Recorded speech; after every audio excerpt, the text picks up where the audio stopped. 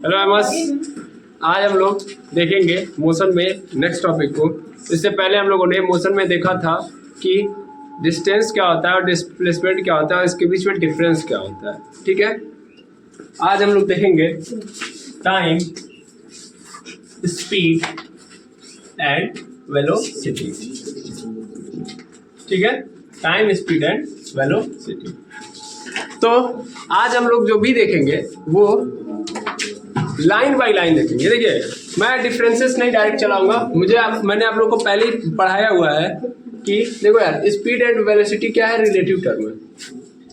ठीक है ना, रिलेटिव टर्म का मतलब ये दोनों लगभग आपस में क्या होते हैं, सिमिलर होते हैं। जैसे आप लोगों ने कल देखा था कि डिस्टेंस और डिस्प्लेसमेंट जब लीनियर मोशन कर रहा होगा कोई ऑब्जेक्ट या स्ट्रेट पाथ पे कोई ऑब्जेक्ट मोशन कर रहा होगा तो उस दौरान डिस्टेंस और डिस्प्लेसमेंट लगभग क्या होते हैं, एक ही होता है, सेम होता है। उसी तरीके से स्पीड और वेलोसिटी की भी कहानी है। स्पीड और वेलोसिटी भी सेम सिचुएशन में आप जाओगे जब, तो क्या होगा, यानी सेम स्ट्रेट पाथ पे जब चलेंगे हम लोग, सेम वही कंडीशन कि जब डिस्टेंस और डिस्प्लेसमेंट आपस में एक होंगे, यानी दोनों बराबर होंगे, तो उस दौरान स्पीड और वेलोसिटी भी क्या होगी, आपस में बराबर होगी। तो इनका जो रिलेशन है हम वो लास्ट तक जाते जाते समझा देंगे, लेकिन उसके पहले हम सबसे पहले देखेंगे टाइम के बारे में, फिर स्पीड के बारे में, फिर वेलोसिटी के बारे में, तब जाके हम आगे बढ़ेंगे। चलिए देखिएगा, सबसे पहले टाइम को देखते हैं हम लोग। What is time? टाइम पूरी दुनिया जानती है टाइम यानी समय क्या होता है। हाँ, समय क्या होता है? तो समय जो होता है, इट इज अ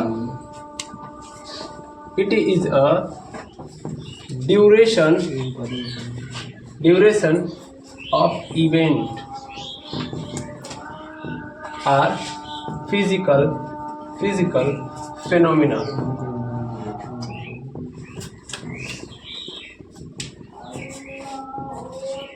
ठीक है, ये क्या है, ये ड्यूरेशन है। ड्यूरेशन मतलब अवधि, इसको क्या बोलते हैं, अवधि बोलते हैं।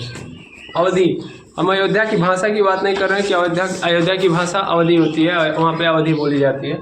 अवधि का मतलब कितना रेफरेंस है या कितना समय अंतराल है या कितना कुल समय लगा हुआ है, उसी को हम लोग बोलते हैं। यानी जब एक इवेंट होता है तो एक इवेंट का मतलब कोई भी काम। Motion is also a event. Motion क्या है, एक प्रकार का इवेंट। तो मोशन हो गया या कोई वर्क हो गया तो भी क्या है, आपका इवेंट। तो कोई भी यदि काम हो रहा है, दैट मीन्स कोई भी इवेंट या कोई भी घटना हो रही है, तो उस घटना को होने में जितना समय लगा, यानी एक घटना को कंप्लीट होने में जितना समय लगा, उसी को हम लोग क्या बोलते हैं, टाइम।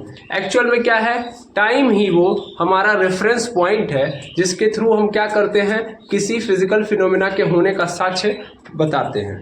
जैसे हम लोगों ने शुरुआत में इस बात की थी कि अब अगर आप देखोगे तो सिंपली मोशन के होने के लिए सबसे पहले हमारा मोस्ट इंपॉर्टेंट बात क्या है कि हमारे पास एक रेफरेंस फ्रेम होना चाहिए।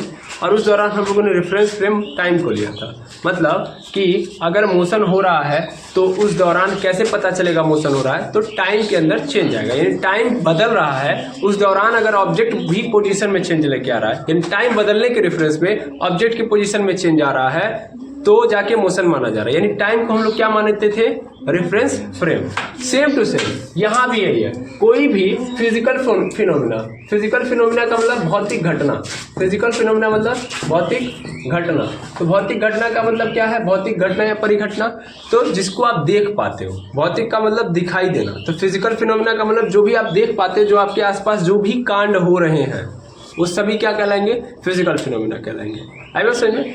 तो ये जो फिजिकल फिनोमिना है, उसके होने में जितना समय लगा है, जितनी ड्यूरेशन है, उसी को हम लोग क्या बोलते हैं, समय बोलते हैं। यानी उसको होने के लिए जितना समय लगता है, ठीक है ना, या उसका ड्यूरेशन या फिजिकल फिनोमिना का जो ड्यूरेशन होता है होने के लिए, वही टाइम कहलाता है। क्लियर है बात? इट इज अ वर्क या act like a reference frame. ये क्या है, एक प्रकार के रेफरेंस फ्रेम की तरह काम करता है। Reference frame in physics. ये एक्चुअल में इसका काम ही क्या है, इसका काम क्या है भैया, ये रेफरेंस फ्रेम की तरह काम करता है। किसकी तरह काम करता है? Reference frame. रेफरेंस फ्रेम मतलब साक्ष्य दिखाने के लिए, मतलब इसको सभी लोग इसके अनुसार बोलते हैं कि अगर ये काम हुआ है तो किससे पूछो? जाके समय से। यानी समय हमारा क्या है? साक्षी है। सभी काम हो रहे हैं तो किसको मान के? समय को साक्षी मान के। जिसको साक्षी माना जाता है उसी को हम लोग क्या बोलते हैं? Reference frame. यानी जो साक्ष्य प्रस्तुत करे। यानी अगर कोई मोशन हुआ है तो मोशन हुआ है तो कोई पूछेगा ये बता मोशन हुआ है? हाँ मोशन हुआ है। कैसे पता चलेगा? तो आप क्या बोलेंगे? आपका आंसर रहेगा जाके समय से पूछो। यानी टाइम आप रिप्रेजेंट करोगे और टाइम बताएगा कि हाँ सही में जब मैं 3:05 पे, मतलब मेरी स्थिति 3:05 थी तब यह व्यक्ति यहाँ पे था, लेकिन जब मेरी स्थिति मतलब 3:10 हुई तब यह व्यक्ति यहाँ पे पहुंच गया। यानी क्या हुआ? इसने पोजीशन में चेंज लाया ना। कैसे पता चला? तो टाइम ने बताया कि टाइम चेंज हुआ तो पोजीशन में क्या हुआ है? चेंज आया। इसका मतलब ऑब्जेक्ट ने क्या किया है? मोशन किया है। आई बात समझ में? किसी कारणवश कट गया था। तो ये रेफरेंस फ्रेम की तरह काम करता है फिजिक्स के अंदर। यानी फिजिक्स के अंदर कोई भी फिजिकल फिनोमेना होगा तो उसका साक्ष्य कौन बनता है? टाइम बनता है। ठीक है ना? अच्छा, टाइम क्या है? अगर टाइम की बात करी जाए तो it is a scalar quantity. It is a scalar quantity. ये एक स्केलर क्वांटिटी है। स्केलर क्वांटिटी मतलब भैया ये पहले ही बोला गया है कि टाइम जो होता है वो किसी पे निर्भर नहीं करता। ठीक है ना ही टाइम किसी के साथ किसी के लिए रुकता है, ना ही टाइम को कोई रोक सकता है। समय क्या है? इंडिपेंडेंट है। डायरेक्शन क्या? कहीं से भी आप देख सकते हो, कहीं भी देखोगे तो टाइम ऑलवेज क्या होगा? कांस्टेंट होगा, किसी के दबाव में चेंज नहीं होगा। तो इसलिए क्या है? Scalar quantity. स्केलर को क्या बोलते हैं हिंदी में? अदिश राशि बोलते हैं। ठीक है ना? अच्छा, यहाँ पे कभी कभी आपको ये डिफिनेशन जो दिया हूँ मैं कि it is duration of event in second भी हो जाएगा, ऐड कर लीजिएगा इन सेकेंड। किस में होना चाहिए? जो भी ड्यूरेशन है वो अगर सेकेंड में दिया गया है तो उसी को हम लोग क्या बोलेंगे? टाइम। थोड़ा सा मैंने आधा लिख दिया। यानी it is a duration of event in second. ठीक है ना? यानी जो भी फिजिकल फिनोमेना हुआ है उसका जो ड्यूरेशन होना चाहिए किस में होना चाहिए? सेकेंड में। तो अगर वो ड्यूरेशन सेकेंड में दिखाया जा रहा है तो इसका मतलब क्या है? टाइम है। क्लियर है बात? बिल्कुल सर। पहली बात तो ये अदिश राशि है। अच्छा, इसकी यूनिट क्या है? तो एसआई यूनिट इसकी क्या है? एसआई यूनिट है सेकेंड है इसकी एसआई यूनिट। आई बात समझ में? तो आई थिंक आप टाइम के बारे में समझ गए होंगे कि भैया ये अदिश राशि है और कोई भी फिजिकल फिनोमेना की जो अवधि होती है अगर वो सेकेंड में दी गई तो उसी को क्या बोलेंगे? समय बोलेंगे। और समय क्या होता है फिजिक्स के अंदर? किसकी तरह काम करता है? रेफरेंस फ्रेम की तरह काम करता है। रेफरेंस फ्रेम मैंने आपको पहले ही बता दिया है, इसका हिंदी क्या होता है? निर्देश तंत्र। निर्देश तंत्र। निर्देश तंत्र की तरह काम करता है। एक चीज़ मैं आपको समझाना चाहूँगा कि जो हिंदी मीडियम वाले हमारे एमर्स हैं उनको थोड़ी सी दिक्कत हो रही होगी कि सर हिंदी में होना चाहिए, आप इंग्लिश में पढ़ा रहे हो। यानी इंग्लिश से उनको डर लगता होगा। ठीक है, मेरा मेन बेसिस ये है ना कि आपको हिंदी के अंदर सभी चीज़ें खोल के नहीं पिलाना, क्योंकि अगर आप हिंदी के ऊपर डिपेंडेबल रहोगे तो फिर इस देश में केवल हिंदी से कुछ नहीं होने वाला है।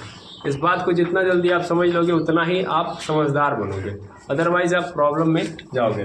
ठीक है, तो टाइम ये पूरा का पूरा समझ में आ गया। अब हम देखते हैं टाइम के कुछ और तथ्य। ठीक है, टाइम के बारे में देखते हैं। 1 मिनट तब तक आप नोट करिए। चलिए आगे देखेंगे। जो टाइम की कहानी है इसको भी समझते हैं। देखिए, जब हम फिजिक्स का क्वेश्चन सॉल्व कर रहे होंगे, यानी कोई फिजिकल फिनोमिना हो रहा होगा, इवेंट हो रहा होगा, तो फिजिकल फिनोमिना के दौरान जो टाइम का आपको कंडीशन दिया जाएगा वो कुछ अलग अलग टाइप का होगा। जैसे सबसे पहला कंडीशन होगा, कभी कभी आपको लिखेगा t बराबर 0, t is equal to 0 second first, या सेकेंड कंडीशन में ऐसे लिख सकता है t is equal to 5 second, 10 second, और 10 मिनट, और 1 आवर। ठीक है ना, ऐसे नजर आ रहे होंगे। इट इज थर्ड कंडीशन ऐसे दे सकता है, t is equal to and time is equal to 3rd second, 5th second, ऐसे समथिंग दिया हो। इट इज तब। और चौथा, टाइम इज इक्वल टू हमारे पास ऐसा लिखा हो, कभी कभी ऐसे भी नजर आ सकता है कि 3rd हाफ, दैट मीन्स ऐसे ही में बोल दिया 3rd हाफ सेकेंड या 4th हाफ सेकेंड। मार्कर कभी कभी साथ नहीं देता है तो हमको अपना साथ खुद निभाना चाहिए। 4th सेकेंड या 5th 4th हाफ सेकेंड, ऐसे। ओके, तो अगर क्वेश्चन में देखेंगे ये 4 तरीके से आपको टाइम दिया जा सकता है। t is equal to 0 second दिया जा सकता है, t is equal to 5 second, 10 second, 10 minute, 1 hour. इन सबका आपको मतलब समझना पड़ेगा। ठीक है, चलिए देखते हैं मतलब क्या है इसका। तो मतलब देखिए, मान लीजिए अगर लिखा है t इज इक्वल टू, पहला कंडीशन दिया t is equal to 0 second, इसका मतलब आपको समझना है कि ये वो टाइम है जब भी t बराबर 0 दे दिया, इसका मतलब कि फेनोमेना स्टार्ट हो रहा है। यानी जो आप टाइम को क्या कर रहे हो, टाइम एक रेफरेंस है ना, तो टाइम के रेफरेंस में ही तो कोई भी फिजिकल फिनोमेना होगा। तो अगर टाइम 0 दिया है, इसका मतलब ये वो समय है जब स्टार्ट होगा क्या, यानी ये वो टाइम है, किस चीज का टाइम है, स्टार्टिंग ऑफ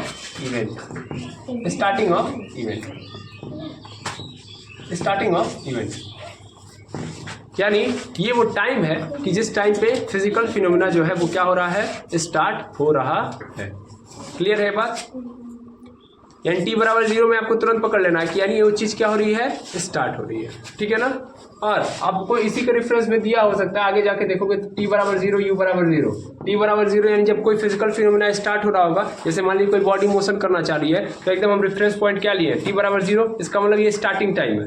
तो उस दौरान क्या होगा, ऑब्जेक्ट मोशन क्या बोलते हैं, रेस्ट में ही तो होगा, रेस्ट से ही तो मोशन में जाएगा। तो यानी t बराबर 0 तो u बराबर क्या होगा, 0। u बराबर 0 मतलब रेस्ट में ऑब्जेक्ट। यानी जब कोई फिजिकल फिनोमेना होगा तो भाई स्टार्टिंग ना हो रही है, तो उस दौरान वो मोशन में होगा कि रेस्ट में होगा, रेस्ट में ही तो होगा, रेस्ट से ही तो मोशन में जा रहा होगा। है समझ में? क्लियर है बात? है ना? तो t बराबर 0 मतलब ये एक ऐसा पॉइंट ऑफ टाइम है जहां पे कोई फिजिकल फिनोमेना क्या हो रहा होगा, स्टार्ट हो रहा होगा। सेकेंड है हमारा कि time is equal to 5 second लिख दिया है या 6 सेकेंड लिख दिया है, मतलब 6 सेकेंड, 8 सेकेंड ऐसे लिख दिया गया है। तो इसका मतलब क्या है, इसका अर्थ यह है कि एक फिजिकल फिनोमिना स्टार्ट हुआ, मतलब एक फिजिकल फिनोमिना हो रहा है, मान लेते हैं 6 सेकंड की बात कर रहा है, यानी फिजिकल फिनोमिना के 6 सेकंड के टाइम पीरियड की बात बताइए। तो इसका अर्थ यह है कि इसके स्टार्ट, यानी इसके स्टार्ट, और स्टार्ट का मतलब t बराबर 0 से लेके t बराबर 6 सेकंड के बीच के फिनोमिना की बात कर रहा है। आया समझ में? मतलब कि 6 सेकेंड, 8 सेकेंड, 1 आवर, तो इसका मतलब क्या है कि स्टार्टिंग से लेके अभी तक, यानी 6 सेकेंड या 1 आवर तक के बीच की जो टोटल मतलब जो समय है, इस पूरे समय के अंदर फिजिकल फिनोमेना की बात कर रहा है। आएगा समझ में? तो अभी तक के फिजिकल फिनोमेना की बात कर रहा है, यानी 0 से लेके 6 तक। कहने का अर्थ है 8 सेकेंड लिखा है तो इसका मतलब क्या है, 0 से लेके 8 सेकेंड के बीच में। आएगा समझ में? यानी 0 से लेके 8 सेकेंड के बीच में बात कर रहा है। 1 आवर बोला तो इसका मतलब स्टार्टिंग से लेके 1 घंटे के बीच में जितना फिजिकल फिनोमेना हुआ है उसकी बात कर रहा है। ओके, समझ पा रहे हैं ना? तो अगर आपके पास 6 सेकेंड, 10 मिनट दिया, 1 आवर दिया, तो आप समझ पा रहे हैं क्या करना है। इसका मतलब है कि 0 से लेके अब तक, ठीक है, इस 10 मिनट तक जो फिजिकल फिनोमेना हुआ है उसको ऑब्जर्व करके आपको बताना है। ऐसे ही आप देखोगे, तीसरे नंबर पे आओगे तो तीसरा नंबर है हमारे पास 3rd सेकेंड, 4th सेकेंड। तो इसका मतलब क्या है 3rd सेकेंड का मतलब क्या है, 3rd सेकेंड की मतलब कोई फिजिकल फिनोमेना हो रहा है भाई, कोई फिजिकल फिनोमेना हो रहा है। तो मान लीजिए 3:04 से स्टार्ट हुआ, चलो ठीक है, छोड़ो हटाओ, 6 सेकेंड से चल रहा है फिजिकल फिनोमेना, ठीक है ना, 6 सेकेंड से चल रहा है। 6 सेकेंड से चलने का मतलब 0, 1, 2, 3, 4, 5 और 6 सेकेंड तक, इतने सेकेंड हो चुके हैं। ठीक है, 0 स्टार्टिंग है, 6 सेकेंड अब तक का समय, इतने सेकेंड तक फिजिकल फिनोमेना हुआ। इसमें एग्जैक्ट बताओ कि 4थे सेकेंड पे इस फिजिकल फिनोमेना की स्थिति क्या होगी। नहीं समझे सर? यार जब 6 सेकेंड बोल रहा हूं मैं, तो 0 से लेके 6 तक के पूरे ओवरऑल बात कर रहा हूं, 0 से लेके 6 तक के बीच में। जैसे तुम लोग पढ़ रहे हो तो कब से पढ़ रहे हो, 3 बजे से, सपोज कर लो 3 बजे से पढ़ रहे हो, 3 बजे से 4 बजे तक, यानी 1 घंटे आपने पढ़ाई की, 1 घंटे पढ़ाई की, तो 1 घंटे में आपने क्या क्या पढ़ा, that is your this type of physical phenomena. कि भैया ये कब से स्टार्ट हुआ होगा, t बराबर 0 से लेके t बराबर 1 आवर तक। इसका मतलब t बराबर 0 पे कितना टाइम बज रहा था, 3 बज रहा था, और t बराबर 1 आवर हो जाएगा तो कहीं टोटल कितना हो जाएगा, 4 हो जाएगा। तो 3 बजे से 4 बजे के बीच में मैंने जो जो पढ़ाया है सब समराइज हो जाएगा इसके अंदर। हाँ सर बिल्कुल, लेकिन मैं यहीं पे क्वेश्चन चेंज करके ये बोल दूं कि ये बताओ 3:30 पे मैं क्या पढ़ा रहा था। 3:30 पे जब मैं बोल रहा हूँ कि 1 घंटे से मैं पढ़ रहा हूँ तो इसका मतलब 3 बजे से 4 बजे के पूरे जितना भी मैं पढ़ा वो सब टॉपिक आ गया। लेकिन मैं इस पूरे के दौरान की फिजिकल फिनोमेना की बात कर रहा हूँ ना, कि घंटे के दौरान जो जो हुए सबकी बात कर रहा हूँ। लेकिन मैं एग्जैक्ट पॉइंट ऑफ टाइम की अगर बात कर दूं कि नहीं 3 बजे से 4 बजे के बीच का मत बताओ मुझे, ये बताओ 3:30 पे मैं क्या पढ़ा रहा था। That is the exact time.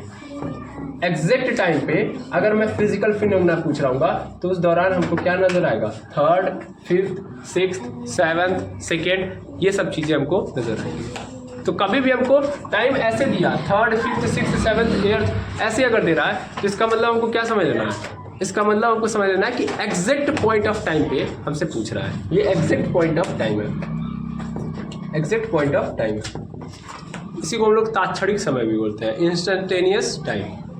ठीक है, यानी कि अगर 0 से लेकर 6 सेकेंड में है तो ये तो पूरा ओवरऑल हो गया कि 0 से 6 के बीच में जितना फिजिकल फिनोमेना हुआ उसकी बात कर रहा है 6 सेकेंड का मतलब। लेकिन अगर बोल दिया 4th सेकेंड, तो 4th सेकेंड का मतलब ये बताओ कि ये गाड़ी चल रही है 0 से लेकर 6 तक, तो तुमने बता दिया कि इस दौरान कितनी स्पीड पकड़ी, तो 0 से लेकर 6 तक आते आते इसकी स्पीड कितनी हो गई है, मान लेता हूँ 20 किलोमीटर पर सेकेंड, 20 किलोमीटर पर आवर की स्पीड हो चुकी है। लेकिन सपोज कर लो क्वेश्चन में ये बोल दिया कि 4th सेकेंड है, तो 4th सेकेंड का मतलब चौथे सेकेंड पे बाइक की स्पीड क्या थी, आया समझ में।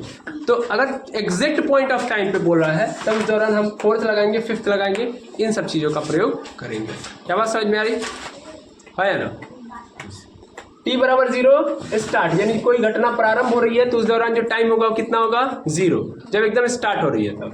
और 5 सेकंड, 10 सेकंड, 10 मिनट, 1 आवर, मतलब टोटल ड्यूरेशन कितना हुआ उस टाइम का, मतलब उस फिजिकल फिनोमेना का टोटल ड्यूरेशन पूछ रहा है। टोटल ड्यूरेशन कितना है 5 सेकंड, 10 सेकंड, 10 मिनट, 1 आवर। लेकिन अगर बोल दिया 3rd second, 5th second, 4th second, 7th second, तो इसका मतलब क्या है, इसका मतलब यह है कि एग्जैक्ट पॉइंट ऑफ टाइम पे उस समय फिजिकल फिनोमेना की स्थिति क्या थी।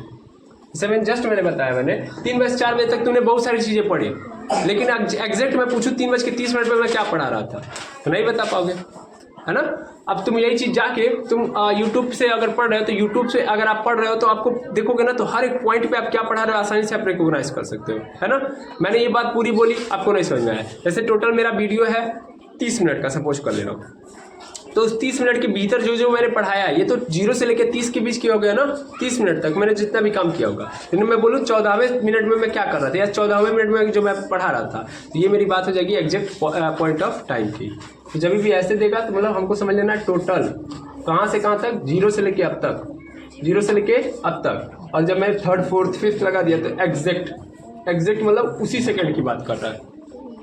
6 सेकेंड बोला तो 0 से लेके 6 तक, लेकिन 6th सेकेंड बोल दिया तो एग्जैक्ट 6वें सेकेंड में क्या हो रहा है, ठीक है ना।